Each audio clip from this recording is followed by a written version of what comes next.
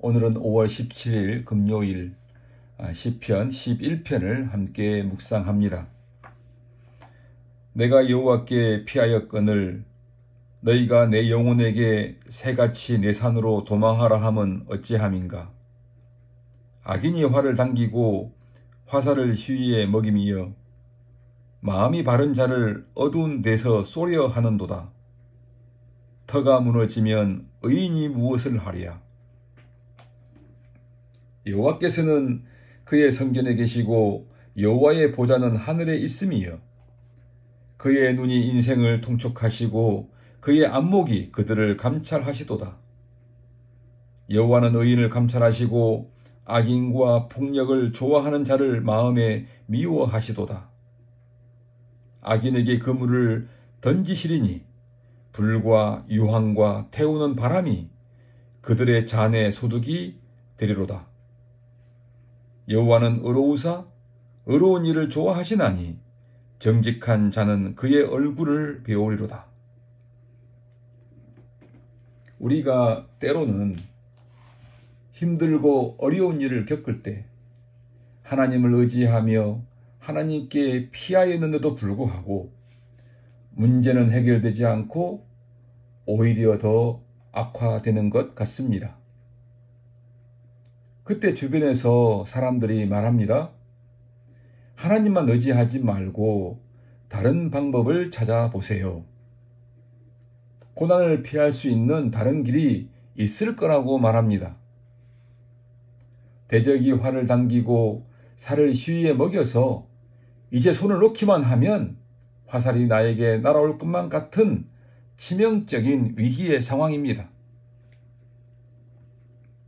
그때 다시 사람들이 말합니다. 터가 무너지면 내가 아무리 의인이어도 어떻게 살 수 있겠냐고. 터란 우리의 삶을 지탱하는 토대를 의미합니다. 건강을 잃고 재산을 잃고 가족을 잃게 되면 내가 의지하는 하나님이 무슨 소용이냐, 내가 의롭게 사는 것이 무슨 유익이 있냐고 묻는 것이지요. 이것이 1절에서 3절까지 상황입니다.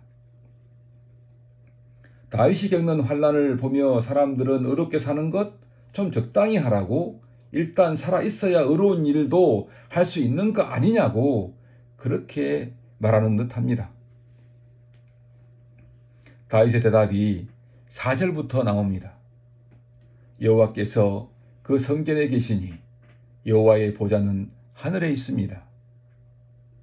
사람들이 이 땅의 관점에서 생각하고 판단하여 충고할 때 다윗은 하나님이 계신 하늘을 바라봅니다. 그리고 다윗은 나의 터는 결코 무너지지 않는다라고 대답하는 것 같습니다.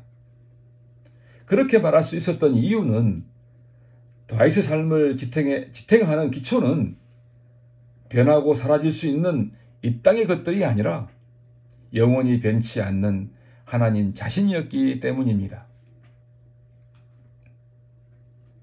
다윗은 하나님이 의로우신 분이라는 것을 알았습니다. 모든 인생을 감찰하시는 하나님께서 악인들을 심판하실 것을 알았습니다. 따라서 이 땅에서 삶의 토대가 무너져 내리는 것 같다고 해서 불의와 타협하고 악인들과 손잡는 것은 결코 안전한 해결책이 아닙니다. 오히려 하나님이 좋아하시는 의로운 일을 행하고 정직하게 살아가는 것이 가장 안전하고 복된 길입니다. 여러분, 하나님에 대한 신뢰가 우리에게 편안한 삶을 보장해 주지 않습니다. 하나님을 신뢰해도 때로는 삶의 토대가 무너져 내릴 때와 같은 상황을 우리는 마주할 수 있습니다. 그때 우리에게 내가 그렇게 어렵게 산들 무슨 소용이 있냐고 하는 그런 말들을 사람들에게 들을 수 있습니다. 그때 우리는 생각하고 믿어야 합니다. 우리 그리스도인들에게 고난과 시험은 7절의 고백처럼 하나님의 얼굴을 더욱더 생생하게 보는 때라는 것을요.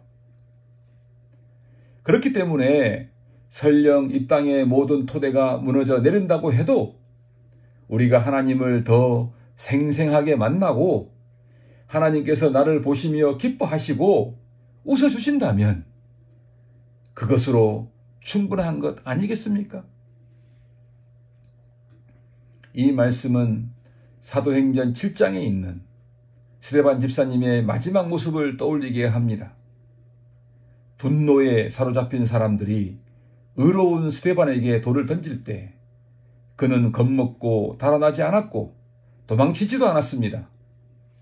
스데반은 하늘에서 하나님 보좌 우편에 서서 자신을 보고 계시는 예수님을 바라보았습니다. 그리고 그는 그러한 과정에서 더욱더 하나님을 깊이 만났습니다.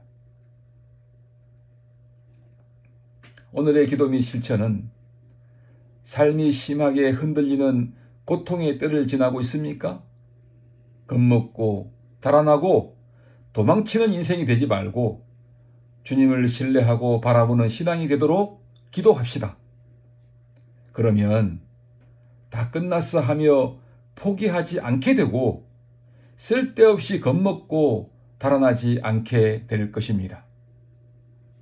오늘 하루도 주님을 사랑하며 그 무엇도 겁내지 않고 삶을 살아내는 우리 모두가 됩시다.